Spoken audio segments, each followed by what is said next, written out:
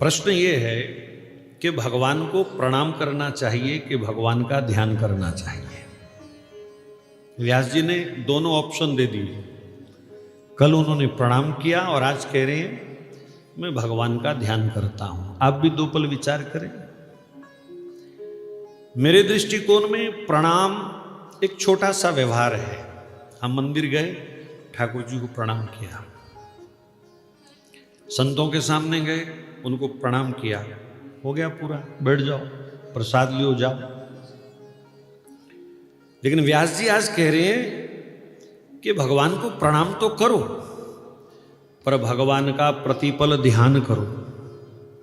क्यों? जिस क्षण हम भगवान का ध्यान छोड़ेंगे, जिस क्षण भी हम भगवान को भूलेंगे, मन में कोई ना कोई पाप आ जाएगा। मन में कोई ना कोई पाप आ जाएगा, कोई कुविचार आ जाएगा, कोई कुसंस्कार आ जाएगा। और मन में पाप आते ही मन का पतन होगा। और पाप का फल है ताप, दुख। अगर मैं आपसे पूछूं कि आप सब दुखों से बचे रहना चाहते हैं कि नहीं? सब चाहते हैं कि जीवन में दुख ना आए। दुख को हम नहीं रोक सकते, दुख की जड़ काटे। दुख का बाप जो है वो है पाप। हमारे द्वारा किया हुआ कोई पाप ही दुख बन करके हमारे जीवन में आता है। अब प्रश्न है कि सब दुखों की जड़ पाप है, उस पाप को कैसे काटा जाए? तो व्यास जी कहते हैं प्रतिपल भगवान का ध्यान करो, प्रतिपल भगवान का स्मरण करो।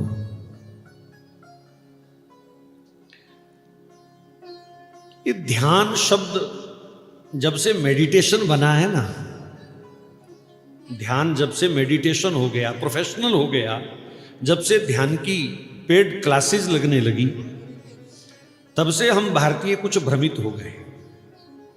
जबकि ध्यान शब्द तो हमारे जीवन की मूल शैली का शब्द है।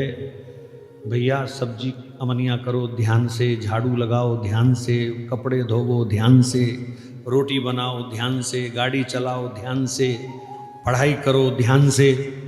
ऐसा कौन सा कार्य है जिसमें हम ध्यान शब्द का प्रयोग नहीं करते थे?